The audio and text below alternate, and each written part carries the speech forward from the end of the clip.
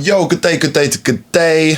I am doing my first ever UFC review. For those of you that know me well, I'm a massive MMA fan, always have been a big MMA fan. I do watch one and some of the others.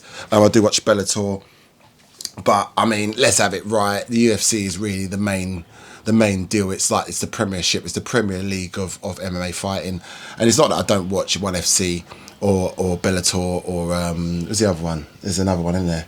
There's another one I can't remember, but you know, I don't. Yeah, bare knuckle. I don't watch the bare knuckle one either. I don't really watch that too much. But I've been a massive MMA fan for years, and this card that we just had in Abu Dhabi, UFC 280, was a fantastic, an amazing card. The fights were looking like they were going to be fantastic from the start anyway. So spoilers to come. If you haven't watched it, I suggest you go and find somewhere to watch it, and then you can come back and see if you agree with me or not on my opinion on some of these fights. So we're just going to go with the main card. I'm going to leave the prelims off for now for the first one. No disrespect to anyone in the prelims. There were some good fights, interesting fights in there, but I think just to keep this video nice and short, we're just going to keep it real and just to the main card, you know? So, starting off with the women's flyweight, we had Caitlin Kuchagian and fighting Manon Fiorot. Fiorot was outstanding. She was able to keep Caitlin on her back foot the entire fight. It was a really, really interesting bout. I think this, Manon Fiorot, I think it's about her first or second fight in the UFC. So I think it's going to be interesting to see what comes of her and what she'll be able to do in her career in the UFC. So I'm looking forward to seeing what her career is. Shame for Caitlin.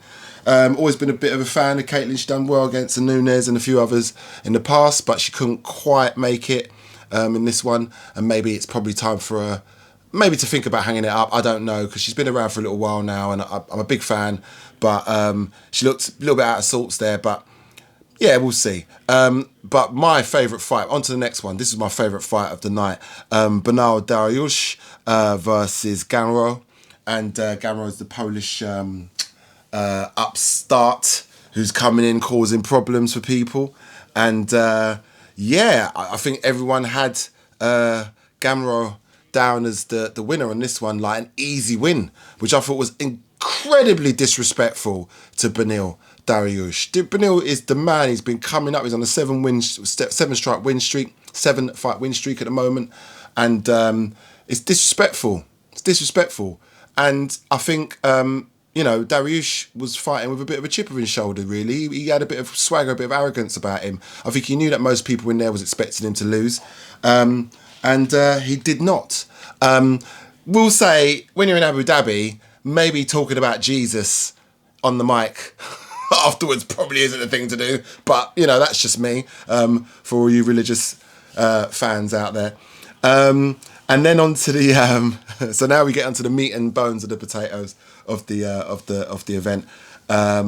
We had Petr Yan versus Sean O'Malley, Sugar Sean show. Now, I've been a massive fan of Sugar Sean O'Malley for a number of years. I really, really like his style, his swagger. He wears all the silly clothes and the funny hair and all that stuff. But you know what? He's making more money than I think a lot of the UFC guys out of the ring than in the ring. And I think that will probably continue. This fight, though, was an absolute joke. How the judges awarded Sean that fight, I will never know. Yes, he caused major damage, but I feel as though Petr Yan had pretty much sewn that up.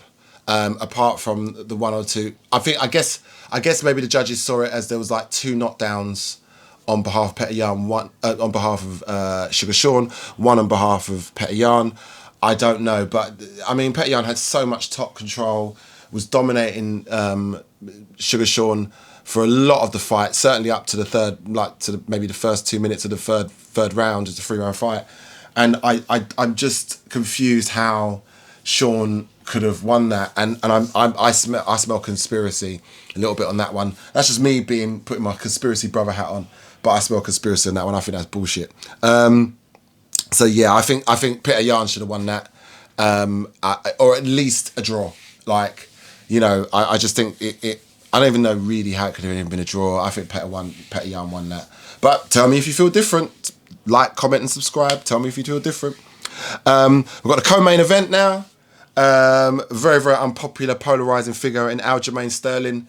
The human backpack, as he called himself in the in his post-fight chat, against TJ Dillashaw, the disgraced former champion, who really does look like a former champion now.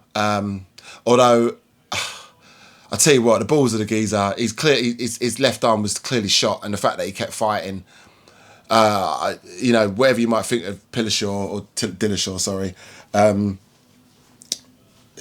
you can't fault his heart. You can't fault the heart. I mean, he was completely dominated by Aljamain Sterling, who I think people need to start putting a little bit of respect on his name. Yes, he won the title in sort of controversial circumstances, but he's then gone on to beat the same guy again, quite convincingly in my opinion, although some of my peers in my MMA WhatsApp group, how you doing fellas, would disagree. I think I was the only one that agreed that was a great fight, his rematch against Petr Yan. But shout out to Assassin, Ben Obi-Wan, to Liam Hijack, and to Ed Priest. They're all the guys in my MMA WhatsApp group, and we have a great chat. Anyone else that wants to join can obviously let me know. Maybe we'll turn it into something a little bit bigger, but I would like to keep the core group there. But love those guys. We've been chatting now for over a year now in the MMA chat. But anyway, I'm digressing, but only because they all thought that I was a fool to support Aljamain Sterling in his rematch win over Petr Yan. I said he's going to go on and he's going to keep winning, and he's shown that he's kept winning.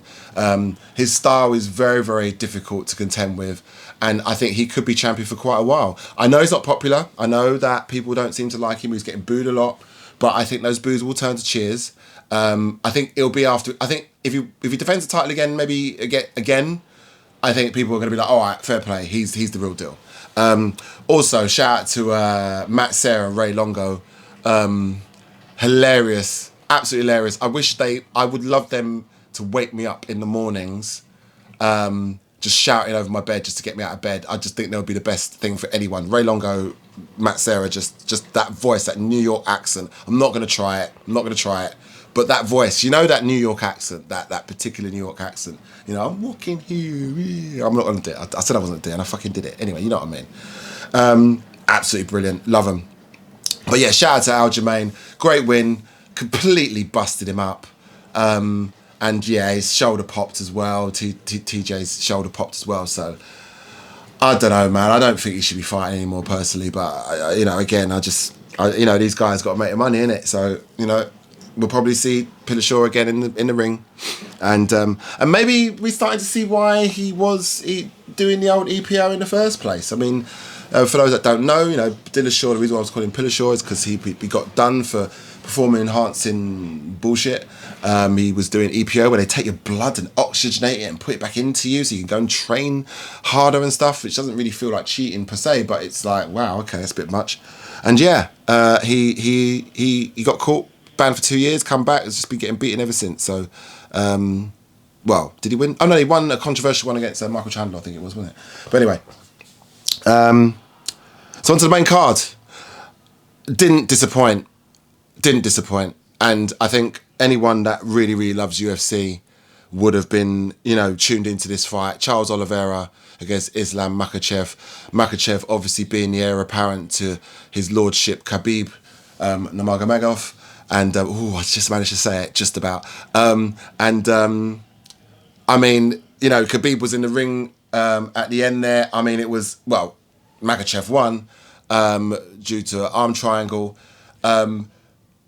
I think it was always Makhachev's to lose, really. I think that it was clear from the get-go. Even Makhachev's stand-up, I mean, God, he actually looked like he could box. He's really betrayed his shoulders, his back. He looked like he had the right form and everything in the way he was standing. Yeah, he's never going to be a perfect stand-up guy. His wrestling and his sambo training is always going to be what is going to make him who he is. But he had a decent stand-up. He clocked him proper. He clocked Charles Oliveira proper.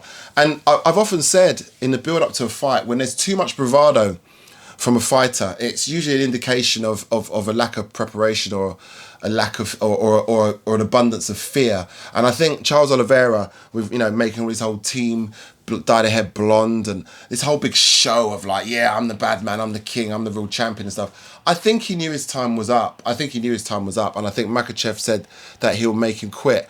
And I think he kind of did. That triangle choke, that arm triangle, I'm not saying that I would be able to get out of it. I mean, it's not like an easy thing to get out of, but I don't know, man. It didn't feel like Charles was really trying to find a way out. I think he did just give up. I think he gave up. That's just my opinion. I mean, you don't have to agree with it, but I think it was a poor show, personally, from Oliveira a little bit. But it could also be just the dominance of Islam. Islam was just fantastic, and I mean, seeing Fat Khabib in the ring afterwards, picking him up. I mean, for a second there, I thought he was gonna dump him down and start smashing him, smash, send me location. But yeah, it was really, really good fun. It's a great card. I definitely enjoyed the main event. I definitely enjoyed Danil Dariush because I think he's the old dog. Do you know what I mean? And sometimes these young pups come snipping around your ankles, thinking that they could fucking give it. Sometimes the old dog's got a little something to like, to give back, So yeah, I appreciate that. I related to that one. But yeah, it was a great card, and I think I'll leave it there. You're going to see more of these because I'm just going to talk shit about the card itself. And if you disagree with anything that I say, please don't like it, obviously dislike it, but you don't have to dislike it. You can like it still and then comment and then say why you disagree with me. It's fine. You don't have to dislike it. But please subscribe. And we're going to be doing more. Hopefully we're going to be getting some more of the guys from my MMA group involved in this somehow. But I'm starting the ball rolling, guys. I'm doing this first vid to show you how committed I am to MMA, and I hope some of you will come on board with me. Ben, I know you are. I know you're on it. Liam, I know you're on it. Marlon, I know you're on it as well, to be fair. And as is Ed. Big shout out to Ed Priest, who's off to Bali very, very soon to go travelling around the world. He's going to be doing all his, he's going to be doing all Thai boxing and that in Thailand as well. He's going to be training. So I'm very, very excited for you, brother. So I hope you don't break anything, and I hope you have lots of fun and you learn loads so you can come back and smash some people. But until then, I think I'm going to leave it there. Who else I'm going to shout out? I'm going to shout out anybody else? Yeah, I'll shout out Dave Subject 13. Shout out to Villa. Good move. Getting rid of Gerard. As much as I was a big fan of Gerard, had to go. He had to go. And then, sure enough, with three... Wait, hold on. Let me not speak too soon. We're currently 3-0 up at Brentford. Wait a second. Let's just double check. I'm just going to double check if we're still... Oh, come on. It's 4-0. 4-0. Villa, Brentford 4-0. So, yeah, you can tell the time of day that I'm recording this. I hope you enjoyed it.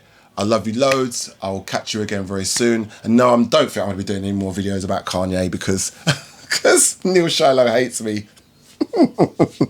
Neil, I love you. All the best.